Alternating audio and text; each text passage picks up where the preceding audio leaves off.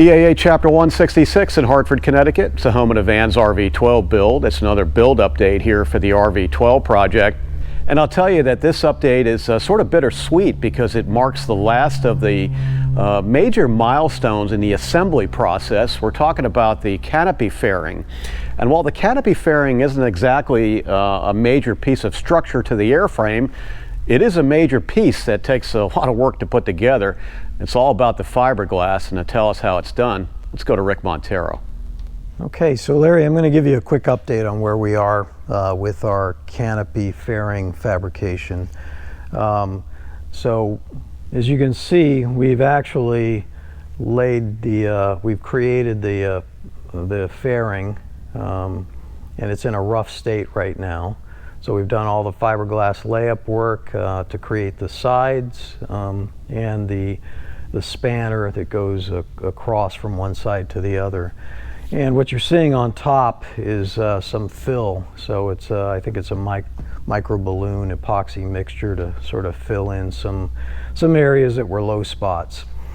So the purpose of the fairing itself is to fill the gap that exists between the upper fuselage and the canopy. So there's a bit of a gap that is created during fabrication, and so the purpose of the fairing is to fill that gap and then give you a nice aerodynamic contour between the canopy and the airframe fuselage. And also it provides some cosmetic as well to cover up the side arms of the canopy frame. So to get to this point, to be ready to do your fiberglass work, obviously the canopy frame has to be complete and mounted. The canopy itself has to be mounted to the canopy frame, and your side skirts have to be completed and attached, as well as your canopy latch, so that you want the canopy down, fully down and locked in the lock position before you start doing any layup work. In addition, there is a piece of foam filler that is behind this the fiberglass here. So it's a filler between the frame itself, the forward arms of the frame, that allows you to create a nice contour so that when you place the fiberglass plies on it, you get this nice shape, contoured shape. So there's some work that has to be done to create that. So you get these foam blocks that are large, thick, rectangular pieces that you have to lay on here, press them in place, and then do some sanding and fairing to get them to follow the contour nicely so that you have a filler and a backing for the fiberglass sheets that go on. So where we are again is we've completed the layups for the side arms and the layups that go across from one side arm to the other. In terms of the fiberglass itself, there's 5 plies on each side for the arms, and then there's 13 plies that you have to lay for the piece that spans across from one side to the other. So a lot of fiberglass work, a lot of epoxy, and we're now into at the point where we are filling with microballoon epoxy mixture and sanding to get a nice smooth contour. And it's probably appropriate to talk about the supplies that are needed and the work that you have to do to get prepared to do your fiberglass work. So we can go over to the bench and talk about that. So this is actually the first step in the process, in terms of masking and doing the masking layup.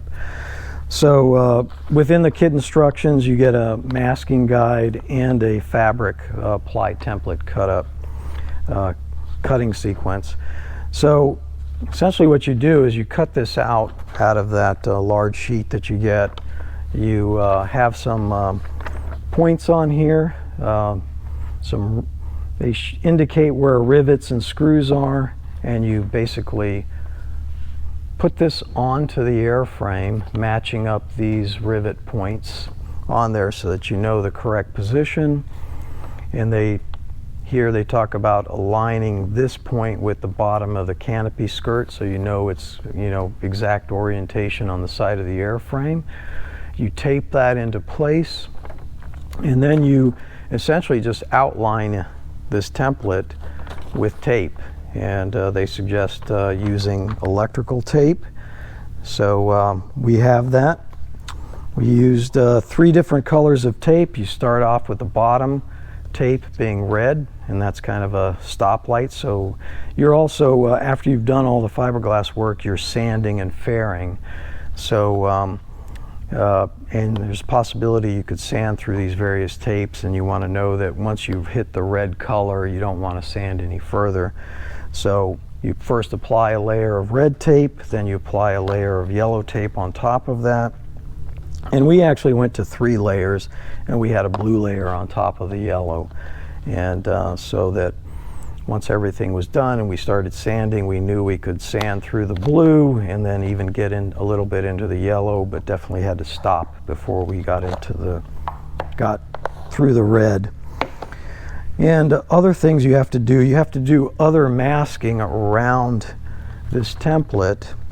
And we used some duct tape per the instructions. We actually used a no residue duct tape, so that I think everybody knows you apply duct tape, and if you leave it on there too long and you try to take it off, it'll leave all sorts of residue, adhesive residue. So using a no residue tape is good.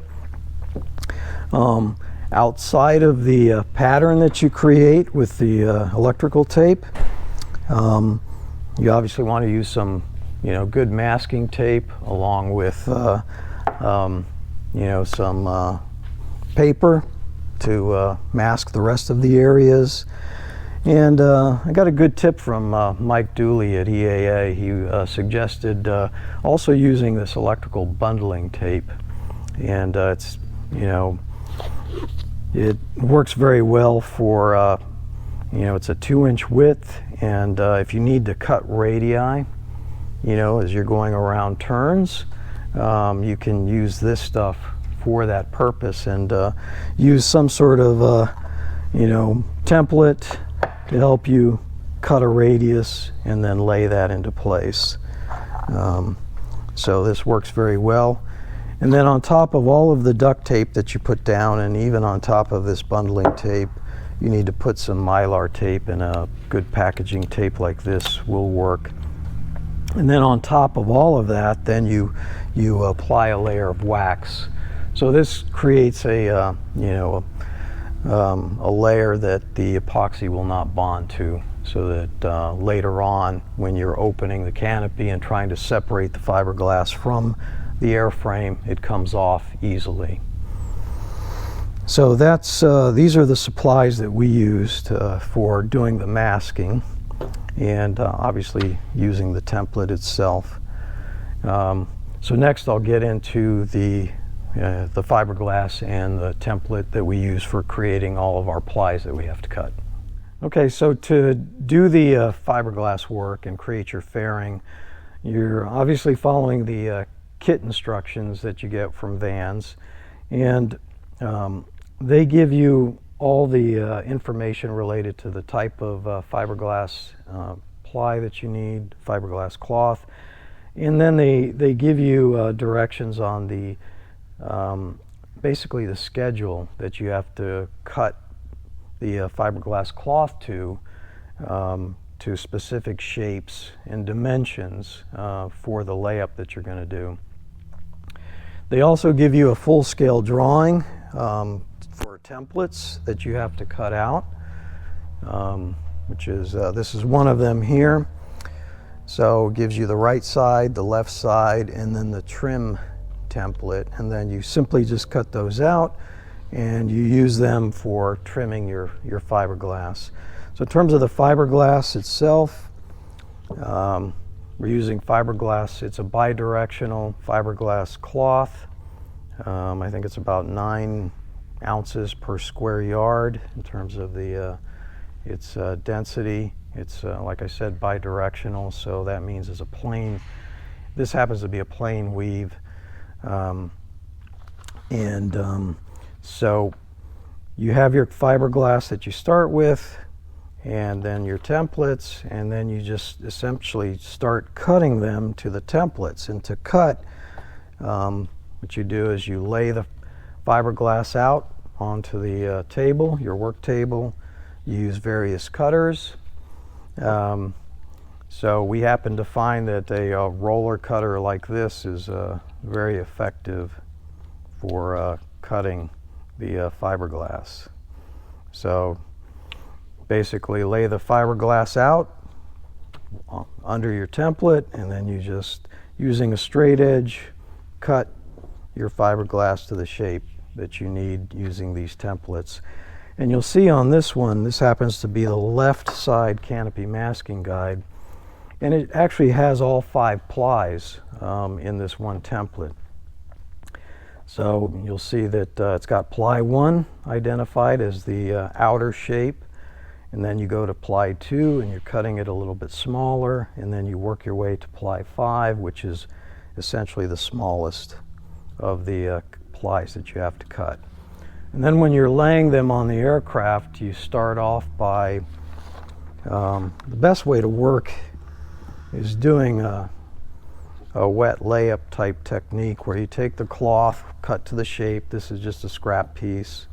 You lay it between pieces of plastic, you mix up your epoxy. So for the epoxy system, we happen to be using the West system. It's the 105 epoxy resin and the 206 hardener. That combination gives you the a 90-minute working time, and then it takes about 12 to 15 hours to fully cure at 60 degrees or above. But you mix up your epoxy, and we're also using a dye in our case. This happens to be a black pigment that we add to the epoxy. And the reason, maybe I'll take a just quick side note, the reason for doing that is when you have a wet epoxy, it's essentially transparent, and you'll be able to see through the epoxy, and you'll see the fiberglass pattern within it. If you were just to lay that up on the inside of the canopy, there's a possibility that you would see that. So by adding the dye, it darkens the whole thing up and makes it opaque so that you can't actually see that pattern.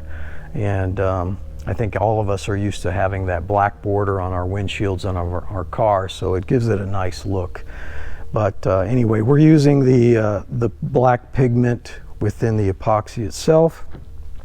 Once you have it mixed up, you pour it over your fiberglass, and we use a couple of sheets of plastic, and then you spread it. Once you've poured it on there, you can spread it with one of these Bondo spreaders. Make sure you get it fully soaked out, and then you can then take it. Then you can take your pattern and your cutter, cut it to the shape you need. Then you can take that over and very easily work with it. You peel off one side of the plastic, you lay it in place, obviously with the fiberglass down toward the surface that you're bonding to, and then you can peel off the outer piece of plastic. So that makes laying the fiberglass in place very easy. So that's in terms of the fiberglass itself and the templates. We also find that doing wet layup technique is a lot better than trying to do it dry, like taking the sheets of fiberglass, lay them in place, and then trying to apply the epoxy. Because the edges of this fiberglass, especially when you're working with thin sheets or strips, which you have to do when you're working across from one side to the other, it's very delicate, and if you pull on it too much, it just comes right apart. So by working with it between pieces of plastic, doing a wet layup technique, it helps keep the fiberglass in the right shape, and it prevents it from fraying and falling apart on you. So that's the fiberglass itself, the epoxy resin, and the templates that you have to use. So as I think I mentioned before, for the side arms, you can see in the instructions there are 5 plies you have to lay as shown by the template. So you start with the largest one, ply 1, lay that on first, and then you work your way up to ply 5. And then for going across from one side to the other, there are actually 13 plies that you have to lay. And they range in thickness. They're all 36 inches long. They're basically long rectangular pieces, and they go from 2 3/4 width down to 1/4 of an inch. And as you can imagine, working with a 1/4 inch strip is very difficult to do if it's dry, if you're trying to do a dry layup technique. So to do that, you'd basically take this full sheet of fiberglass cloth, you cut out a large piece and lay that between 2 sheets of plastic. You wet it out completely with the resin system, and then you can then just cut the strips that you need to whatever width you need, and then you can makes it very easy then to just lay the strips of fiberglass in place. I noticed that we have some heat lamps on. 'Cause we were doing some epoxy work. It's a little cool in here this time of year, but so to help with the curing process, we installed some heat lamps to get the temperature warm, make sure the temperature was warm enough so that the epoxy would fully cure. But once you get your layup done, the next step is actually trimming the fiberglass. And again, you're given a template with the Vans kit, and full-size template. And what you do, this actually happens to be for the right side, but we're on the left side of the aircraft, but still works. What you do is you use a couple of points for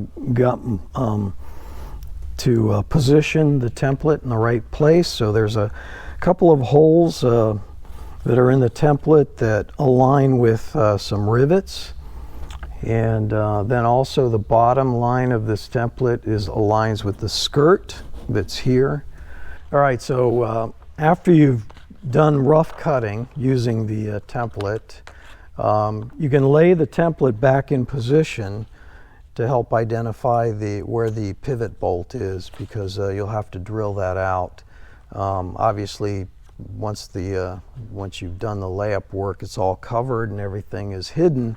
So using the template helps you re-identify that, and then you use a drill bit basically to drill back into that. And you know, the template works fairly well, but as you can see, we missed the position a little bit, and so it might take a little trial and error to find where the bolt really is, and then you drill it out large enough so that you can get a socket on it and remove it, because there is in doing this trim work, it's easier to do off the aircraft. So you have to take the canopy off the aircraft, put it on a workbench, and then do the saw cutting to shape your fiberglass.